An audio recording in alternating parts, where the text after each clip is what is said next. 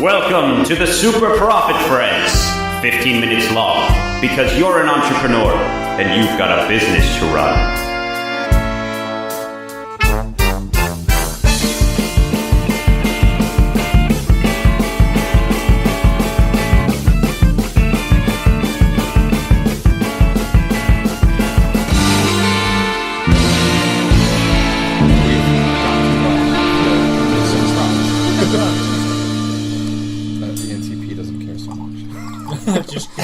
Just think twice. Create change. You're right, Zach? Yes. All right. So, welcome to episode 3 of Super Profit Friends, SPF 15, Deciding Your Industry. And today is the day that we're going to be introduced to Walter Amarello. Coming at you Real live. estate mentor. So Walter, why don't you tell us a little bit about yourself and what you do? So my name is Walter Amarello. I'm a real estate mentor. We're starting the company called Agent Alchemist, and essentially it's taking all of the coaching that we've learned and taken over the years and putting it into a package where we guarantee a real estate agent that we're going to double your business, or if your business is so low or zero, we're going to get you to 100,000. And it's done over training and bringing through experiential training, mindset training, skill set training, because as business owners, you have mindset and skill set. Put them together, you get jet set, and that's what we're about. So, About the jet set. Yeah, man. I'm all about that one. All right. Right? Like that. So that's actually interesting because I know and it's great that we're actually bringing you up in this one because deciding your industry. I remember, God, it must have been 10 years ago now. You originally wanted to open a hydroponics store. Yes. Yes. And then after you wanted to do that, you ended up bouncing around to a couple other things, and then you wanted to do real estate investing, which you're still doing right now. Yeah. And then you went into becoming a real estate agent, and then you were specifically a real estate investor, but then you became so good at it that now you're actually sharing that knowledge, becoming a real estate mentor, and helping other real estate agents hit that same level of success that you were able to. Right. Which is super interesting. But given that huge timeline of events that led you to the spot that you are right now, how did you know that this industry was right for you? So, yes. Definitely one of those people who didn't just come out of the womb being like, yeah, I'm supposed to be a plumber. Like, I wasn't in love with plumbing. I didn't have... I love that stuff. Like all these guys who have always known what they were supposed to be. Like, I was, 25, 26, 27, 28. I was getting older, and I still didn't know what I wanted to be when I grew up. Like, there was still that, I don't quite, this isn't the one yet. And so I think everybody who starts early on knows what they're supposed to do. God bless you. If you're one of those people, you get the world, right?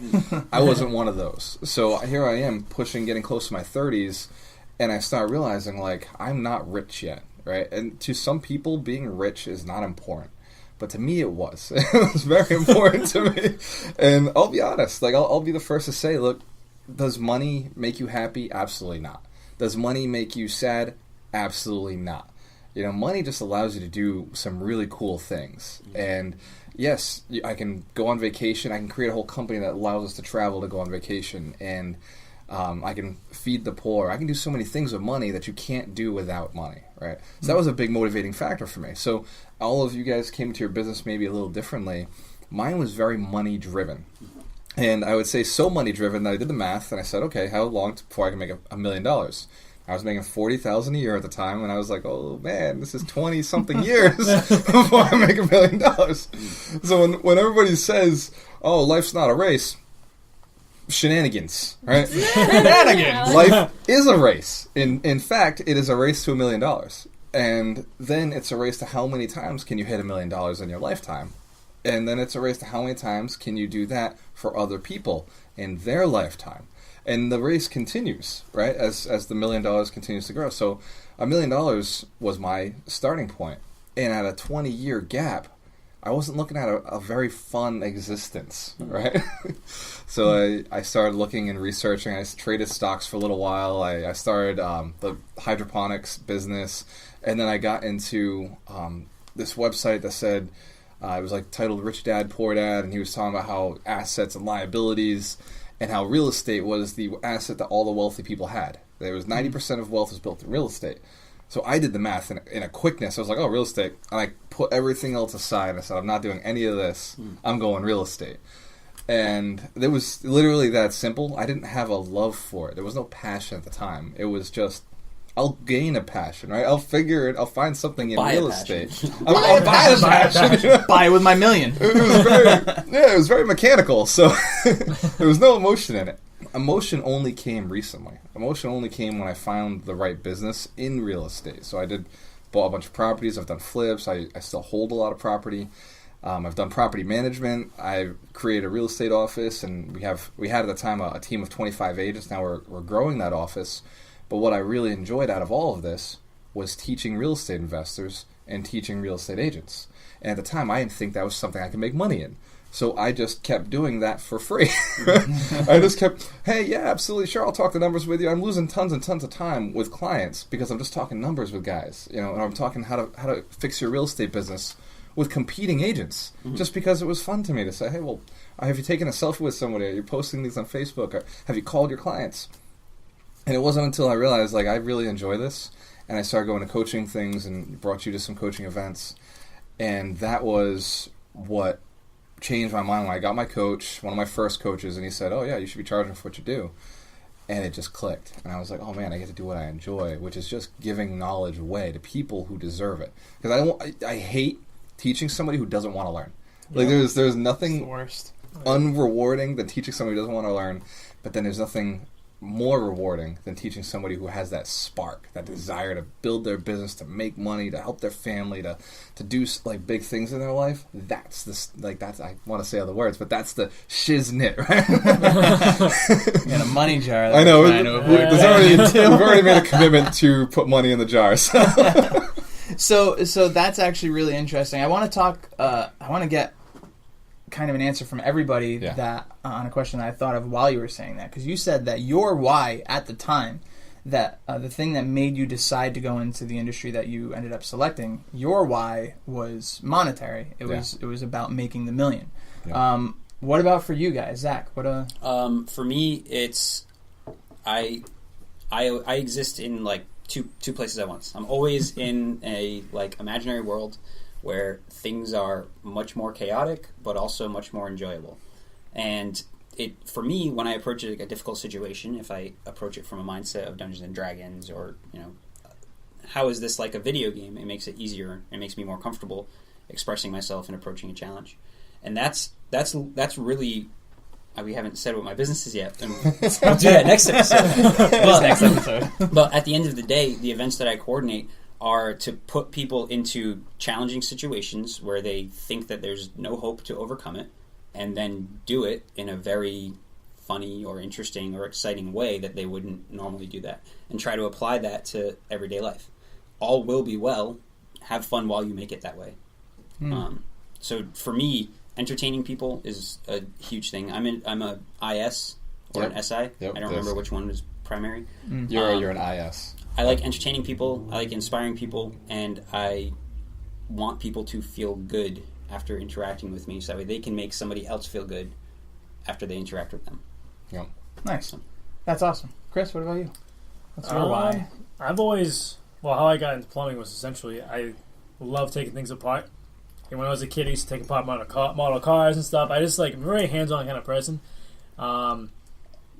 Plumbing, as wild as it sounds, there's a lot to plumbing.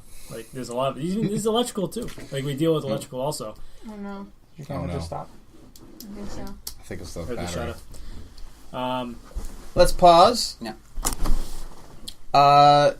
So, brief technical difficulty, but we're back. So, coming back to Chris, on deciding your industry, why did you decide on plumbing as the business that you wanted to go into and start? When I was younger, I like to take things apart and just build things, be creative in a mechanical aspect. And so that's pretty much why I hopped on board with that. But later on, as I started working, especially with service work, especially mostly with heating systems, you go into someone's house and it's freezing, they're relying on you to fix it. You're like a superhero to them. Yeah. It's wild. So it's a good feeling. It's a good feeling. But mostly to really get down to it, I was just looking for a mechanical creative outlet, in a sense. Yeah. That's why Awesome. I did it. You know what's crazy? Like when I was younger, my mom used to say you should get into plumbing or electrical because like Trades are where you make the they're money. the best trades to make money. And I remember thinking like I was intimidated by how much was involved with plumbing, but I remember loving it. So I completely That's a lot. relate. I remember thinking like even back when I first started renovations with houses, I did a lot of plumbing myself and electrical myself, and like you can get lost in it. Like it's just a fascinating trade. You really can just get lost in, Oh, yeah, in there's- fixing and how do I get this here? Gravity is involved and this pipe's in the without a way. doubt. Like, Plus, you have vents Yeah. and there's codes and restrictions you got to meet. There's inspectors. You know, it's there's a lot a to it, you know, fascinating you think. trade. It really Yeah. is. There's a lot of science involved. A lot of it. Yeah. So it's pretty cool. Awesome. So, Kaylin, what about you? Why did you jump into the industry that we haven't introduced to our listeners and viewers yet? Well, like I said, I was creative, and I knew I wanted to do something creative, and I had tried other things creatively. You're doing so well. What's the word you like the most? I'm trying not to give away too many things, but I did those Insert other creative things. here. Yes, I did those other things that were creative outlets. I just found myself getting sick of them. What were some of those other things?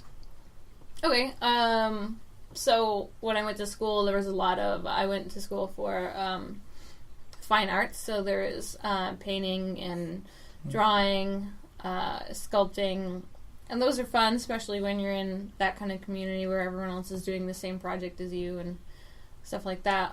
So I had done that. I mean, once you get out of that classroom kind of situation, it's different. And if you don't really like painting or whatever you're in the class for, once you're on your own doing it, you're gonna find out quick if you actually really like it or you just like doing it socially with other people. Painting was more fun when there's a room full of people painting and we're drinking wine. My well, example. okay. I like paint nights. Hashtag paint like. They are fun. They are fun. You can't beat that. So there's Devin that, does I some mean, great paint nights. We'll plug him one day. Yes. I've walked into a few on accident. I'll Makes tell you that sense. story another time. I'm sure you crashed a bunch. I have. There was that. There was like soap making, and I don't know, just other different things. And there's still things I still really enjoy doing. It's just not my main source of creativity. Now, main source of creativity or main source of income? Because you tie those both I together. don't care about. Or- See me, Okay. you're all about the money. I've I don't seen care. your disc profile. The money, I get it. The money comes after. My focus is just doing what I enjoy doing and just having something that I'm not getting sick of. So what's kind of interesting is you're both of approaching that same mindset, the D mindset, but you got there with money first. Yeah. Found your passion along the way, Right. and your passion first, and you're finding the path to money the yeah. other way. Right. And That's very true. there's not like a right or wrong way to do it. Right. As long as you end up being passionate about whatever it is you're doing, you're gonna come into money if you do it well. Right. And All about True. that D, baby. Yeah, and that's honestly the most important thing is finding the passion, like doing the thing that you want, and that's why I wanted to talk about. That's why I wanted to talk about why. That's why I wanted to like grab onto that because the reason that we got into our different industries is obviously different for everyone. Monetary, entertainment, just like enjoys working with his hands, loves creativity.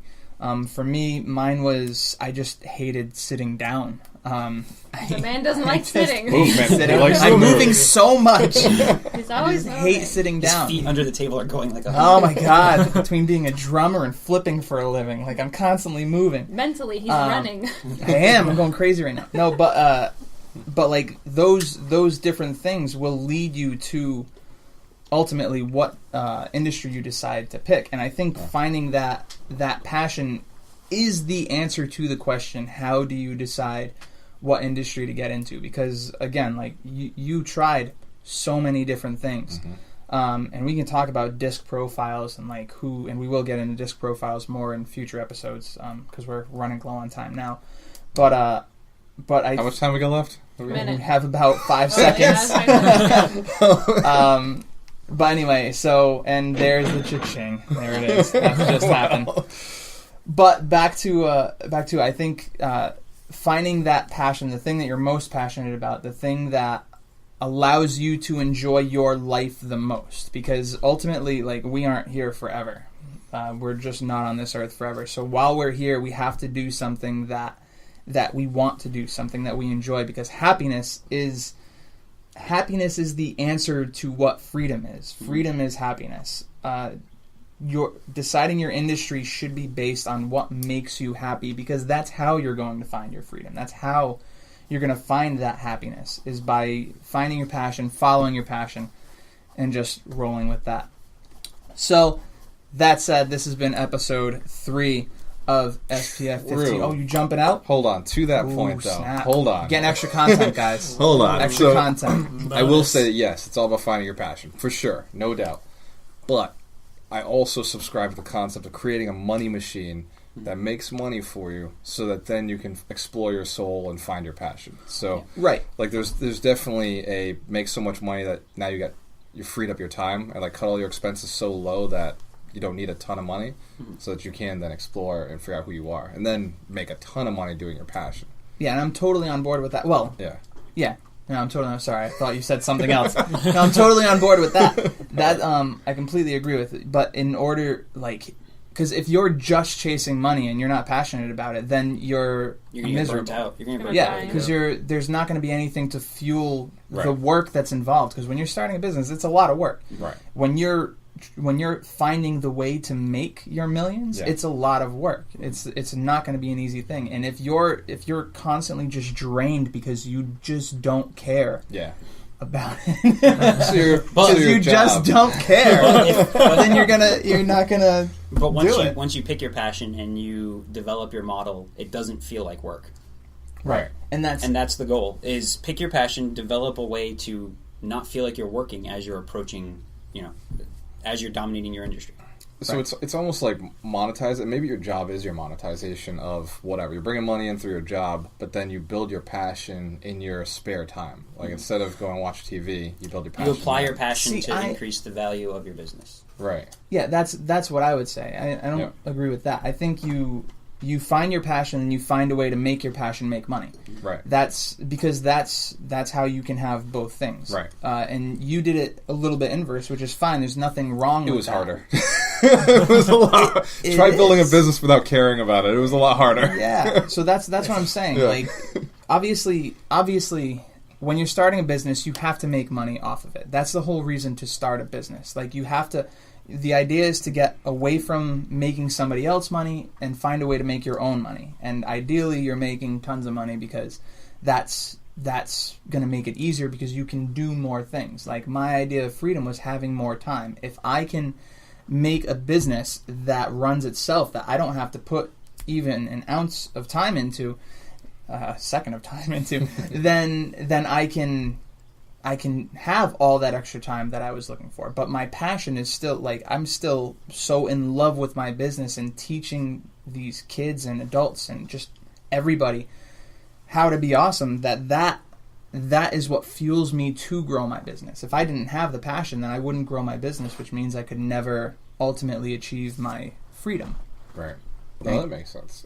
You made a But point. I think it's good that we clarify that, because you're right. Like, monetization is an important part of running your own business, because without it, your business is going to flounder. That's a hard hurdle for a lot of people, especially like my mindset about money is not my goal. So it often gets put on the back burners because I just want to do cool stuff, and really driving that into my mind, like, no, you need to still eat food. You still need to be able to afford to do Survive. stuff. And for your business, for all of our businesses, for us to expand, we need money to expand. So if you really found your passion, then money becomes very important to you, because, well, if I do this job and I want to do it better, you want to use better quality materials, you want to go do bigger events, you want to teach it. For me, I want to teach in front of hundreds of thousands of people as opposed to just 1 or 10, or some of our events are 100 people. I'm like, hey, guys, give me 500 people. Like, how do I get to that next stage?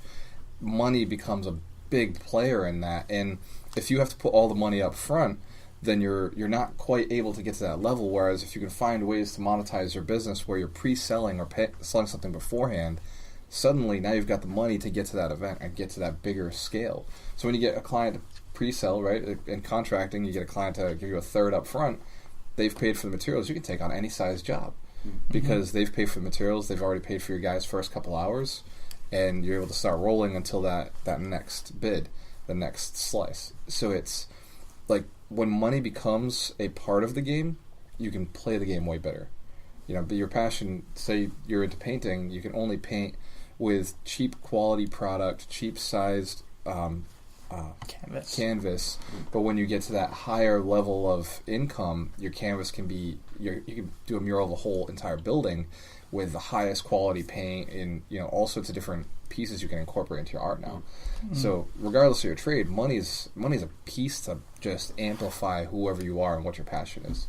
That was a rant, guys. I apologize. Not at all. Well, I think you're right. I'm sorry, we got to cut this. We're at 21 minutes. It's definitely over. Can we just Over. turn this into the next episode? We slice gotta- it in the middle and make this 2 Well, episodes? I was gonna say this is it does seem to be a hot topic for us. So we'll probably end up doing a part 2 either immediately after this one, or we'll just split it into another day, and we'll talk about that after the episode.